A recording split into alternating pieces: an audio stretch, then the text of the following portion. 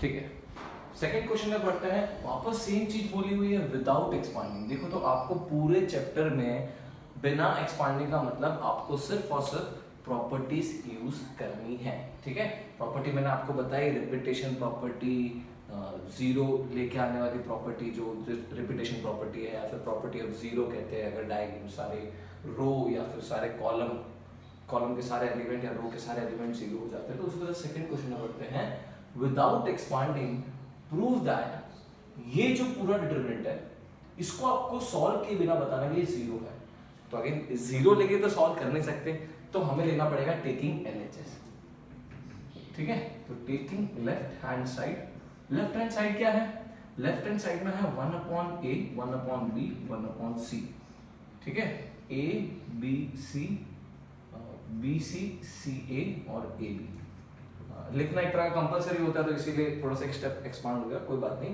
अब देखो ध्यान से, अगर मैं इसमें a मल्टीप्लाई कर दूं, क्या कह रहा हूं, अगर मैं इसमें a मल्टीप्लाई कर दूं, a स्क्वायर हो जाएगा, abc हो जाएगा। ठीक है, अगर मैं इसमें b मल्टीप्लाई कर दूं, 1 हो गया, b स्क्वायर हो गया, abc हो गया। c मल्टीप्लाई कर दूं तो c हो गया, 1 हो गया, c स्क्वायर हो गया और ये ABC होगा। तो देखो तीनों में ABC आ गया, तीनों में 1 आ गया। ABC by multiplication of scalar property से ABC में बाहर ले लूं तो 1 1 1 1 1 1, दो कॉलम हो गए ना इक्वल, रिपीट सेम, तो वो 0 हो जाएगा। तो सबसे पहले मैं क्या करूंगा, मैं बोलूंगा यहाँ पे रो 1 जो है, रो 1 के अंदर क्या चेंजेस लेके आ रहे हैं, ये पूरी रो 1 है ना, तो रो 1 को हम मल्टीप्लाई कर रहे हैं A से, तो रो 1 is multiplied by A, multiplication of scalar property है ना। अच्छा, एंड रो 2 में हम क्या कर रहे हैं, रो 2 में हम मल्टीप्लाई कर रहे हैं B, तो 2 into rho 2, sorry B into rho 2, B into rho 2। अच्छा, एंड थर्ड रो में क्या कर रहे हैं, थर्ड रो में हम C मल्टीप्लाई कर रहे हैं, तो ये हो जाएगा C इंटू रो 3। ठीक है, अब देखो यहाँ पे क्या हो जाएगा, ये आप चाहो तो 1 बाय 1 करके भी ले सकते हो कि पहले ये स्टेप लिया, फिर ये स्टेप लिया, फिर ये स्टेप लिया, ऐसे अलग अलग करके भी कर सकते हो, बट मेरे हिसाब से एक साथ में करोगे तो काफी इजी हो जाएगा आपके लिए। तो देखो क्या हो गया, 1/a a से मल्टीप्लाई होगा, a से मल्टीप्लाई होगा, bc a से मल्टीप्लाई होगा। तो जब आपने तीनों में a मल्टीप्लाई किया है तो बाहर भी तो a रखना पड़ेगा ना, तो हम इसको ऐसे लिख देंगे 1/a। ठीक है, सो दैट जब ये a वापस कॉमन हो जाए तो a डिवाइड हो जाएगा। ठीक है, सिंपल, वो कॉमन लेने वाली बात ही होगी। अच्छा, नेक्स्ट देखो 1/b इंटू b।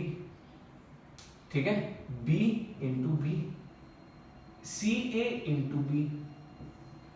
ठीक है, तो यहां पे एक b भी ले लेते हैं, सो दैट जब रो 2 का b कॉमन लूंगा तो b भी डिवाइड हो जाएगा। रो 1 में से a कॉमन लूंगा, मैंने कहा था ना सारे रो में से एक एलिमेंट कॉमन होना चाहिए। मैट्रिसेस करते हैं तो उसमें सब एलिमेंट में से एक नंबर कॉमन निकलता है, सारे एलिमेंट में से, लेकिन इसका ना पर्टिकुलर रो या पर्टिकुलर कॉलम से निकलता है। तो ये हो जाएगा 1/c into c, c into c, और ये हो जाएगा ab इंटू c। ठीक है, और यहाँ पे हो जाएगा c। तो देखो क्या बन गई बात कैसे बन गई, बात बन गई 1/abc।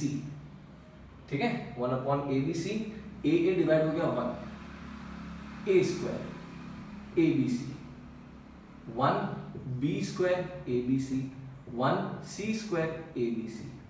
ठीक है ना, तो अब abc abc abc सारे एलिमेंट ऑफ कॉलम 3 में abc है, तो abc बाहर कॉमन ले लेंगे, तो 1/abc तो था ही पहले से, कॉमन ले रहे हैं अपन abc, तो क्या हो जाएगा 1 1 1, a square b square c square तो है ही, 1 1 1 हो जाएगा, तीनों में abc कॉमन ले लिया, तो क्या लिखेंगे, because column 1 is equal to column 2, तो देयरफॉर ये तो कट हो गया ना, 1 इंटू, देयरफॉर 1, इसके जगह पे अपन 0 लिख देंगे।